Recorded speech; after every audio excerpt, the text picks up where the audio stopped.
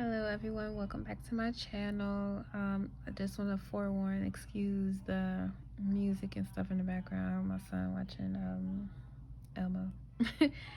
And our own rights and none of that. So welcome back to my channel. This is Luminescent here with its reading for the Taurus moon transit during Libra season. Taurus is in the let me see if I can do it's my mind be like so gone when I be trying to think of like all of this.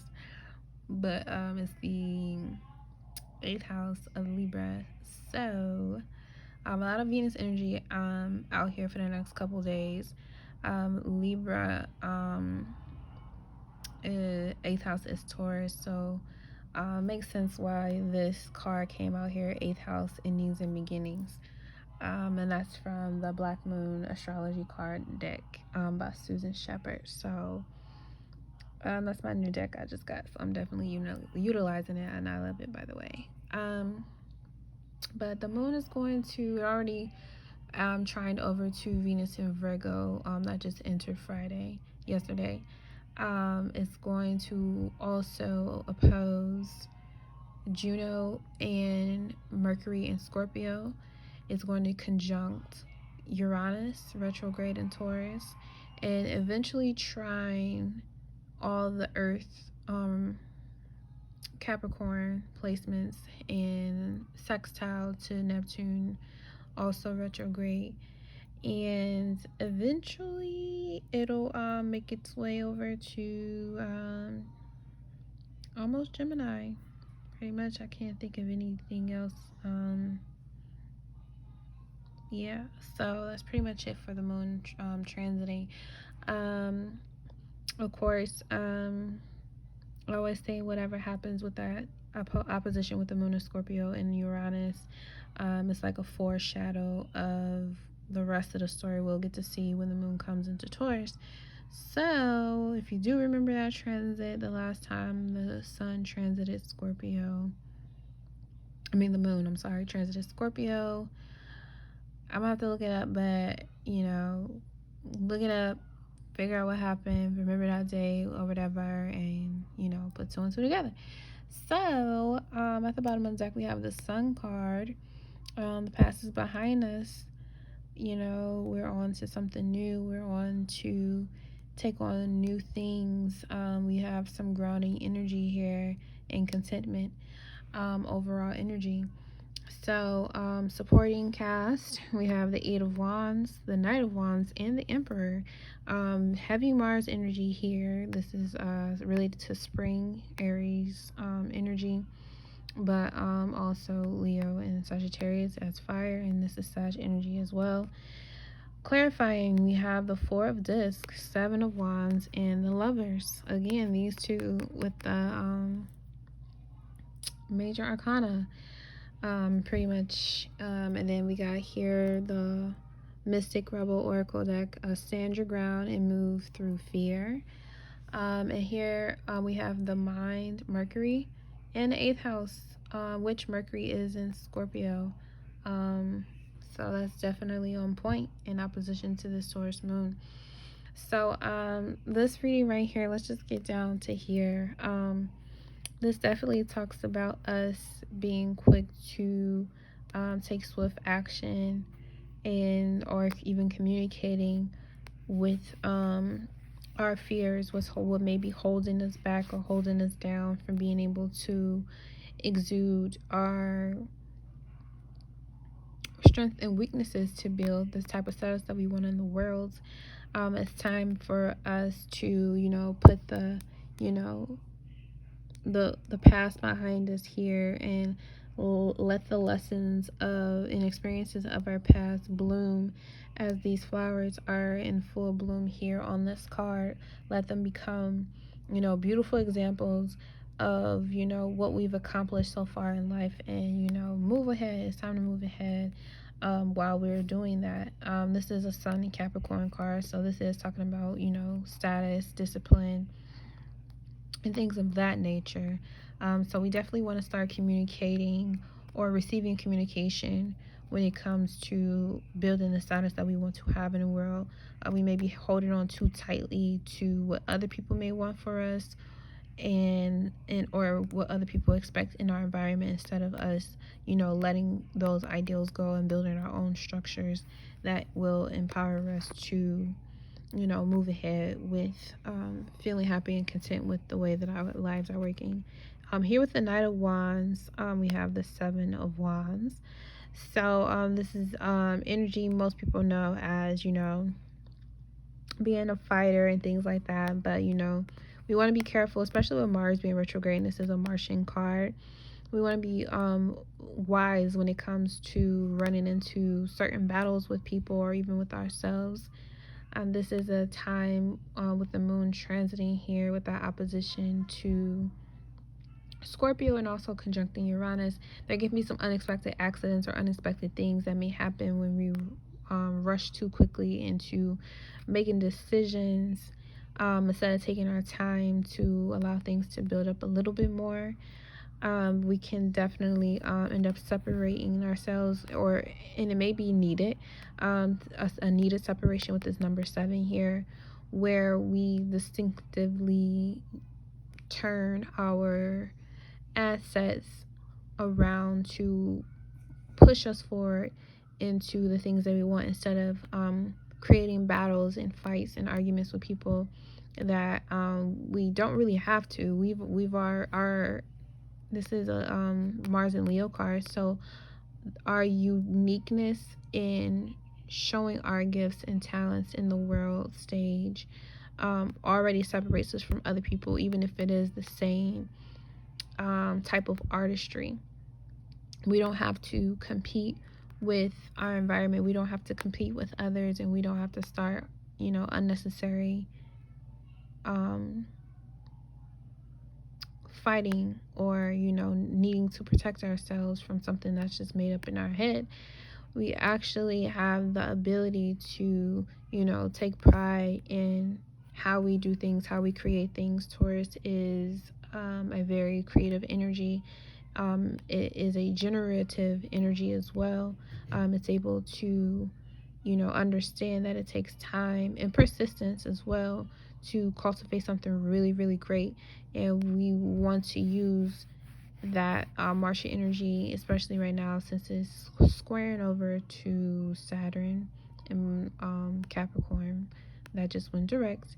We want to slowly open the top on that, what's been shaken up so far in our lives. We don't just want to run off into taking risks that are uncalculated. So along with this Emperor right here, again, Martian energy, also can be Taurian, is here with the Lovers card. This is Venus energy as well as Gemini. So some things may not be as they appear. This Emperor, you could be understanding your similarities and differences with others, and coming together as a community, as this is the Gemini card. And you may feel that, or we all may actually be feeling this on a universal level, where there's some hidden mysteries going on with this Emperor energy, where we feel like, as a collective, or as even in a small neighborhood sense, we as a people, we need to come together and defeat whatever higher, forces are trying to control and manipulate the situations, by understanding that we are equal as people. We all have, aspects and qualities and characteristics of ourselves that enables us to see our similarities and differences as a whole, and that we are equal beings here. We all have our own road to travel. We all have our own paths that we need to be creating, and therefore it's time to leave, let bygones be bygones and move on to a better day, a better tomorrow. So don't allow the environment around you to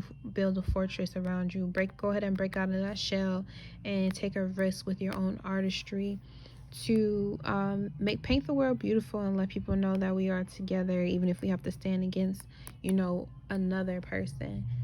So with these two cards here, it talks about how, You know, the mind is very, very powerful, and the book goes into how Mercury relates to Hermes and Thoth being the great scribe here. So, and then the eighth house, of course, endings and beginnings, sex and transformation, death, rebirth.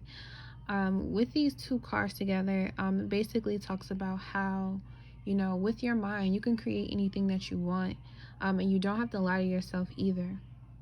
You can be completely honest with people, even to a joke, making a joke out of certain situations that, you know, may have been pretty serious, that could have turned out, you know, very traumatic for you, because there are some towers coming down with this Mars retrograde.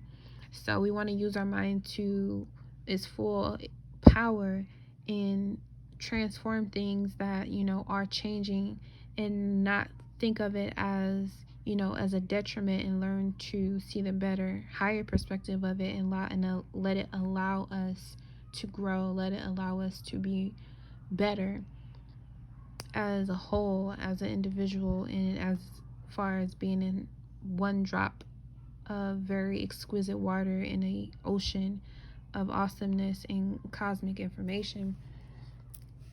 And then two, here we have stand your ground and move through fear.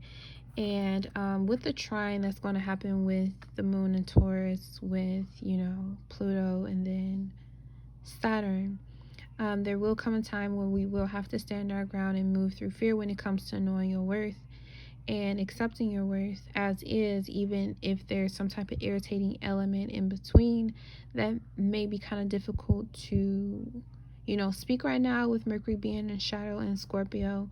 There is some deep diving into, you know, what exactly is worth, and we may have an unexpected shakeup in, you know, thinking we are equal to some things, or some things are equal to us, or certain relationships are evenly yoked, and then we get to see that, you know, it may not be as beautiful as we once thought it to be. And that's okay, because, you know, if it's nothing that's detrimental to, you know, your health, and you're able to work out any type of relationship, friend, romantic, business, or what have you, understand that whatever value you find during this moon transit, please do your best to stand your ground and move through the fear of, you know, not being insecure, especially with Venus and Virgo. Don't be insecure about the value you hold. You know, stand on that 10 toes down. You know, respect yourself and respect your worth, because, you know, if you don't, others won't. And it may be fearful to do that, just because you may fear you might lose someone that you really love. You may fear that you might lose, with this Gemini energy here in the mind, you may feel like you may lose out on being a part of a group or a team, or even your family, that makes you feel, you know, a certain type of value and love in your life, and you don't want to lose that by, you know, standing in your self-respect and your dignity. But the truth is, when you allow yourself to stand up for yourself, regardless of who or what you may lose, you know, whatever is lost and removed out of your life, you'll always get back tenfold. And there's a reason why, you know, that tower moment has to happen. And that tower moment has to happen because with endings, there's new beginnings. Every ending is a beginning. Every death is a birth. Every birth is a death. And we have to accept that reality, no matter how dark or squeamish it may be. But it's just a natural process that we all go through on a daily basis. If you honestly paid more, you know, mindfulness to that, you'll understand that we go through endings and beginnings all the time. So with this shakeup, emotionally, we may be more aware of how things have changed since Uranus went retrograde. And we'll be revisiting some of these elements again, because Mercury is retrograde, will retrograde in Scorpio back into Libra. So a lot of Venus energy going on for a while now. But the great thing is, you know, with Venus, there's beauty. There's beauty in death. There's beauty in transformation. There's beauty in releasing. There's beauty in accepting. There's beauty in balance. and knowing who you are and what you're worth, and not giving up on that. Even if others around you might not understand according to their own standards that they've created or was created for them, never give up on what you want to make for yourself in this world, because you're in full control of it. And it's not about being a part of the world as much as it's about understanding that, you know, you create your own world, your own fortress. You indulge in your own power. You create your own self-respect. You create your own artistry, and it can't be created for you. Therefore, limit the amount of opinions in your environment and focus more on what's on the inside, what Spirit is trying to tell you. Alrighty, so that's my reading for this moon in Taurus. Thank you so much for coming by. You can read my blog, and if you would like a tarot reading, I do have free tarot and natal chart. Free tarot reading, and also I have free solar return readings going at the moment on my website, luminescence6.org. My blog spot for astrology blogs is Princess with a PRYNCEZ, lemon.blogspot.com. And check me out on Facebook, Instagram. Follow your girl back, and peace.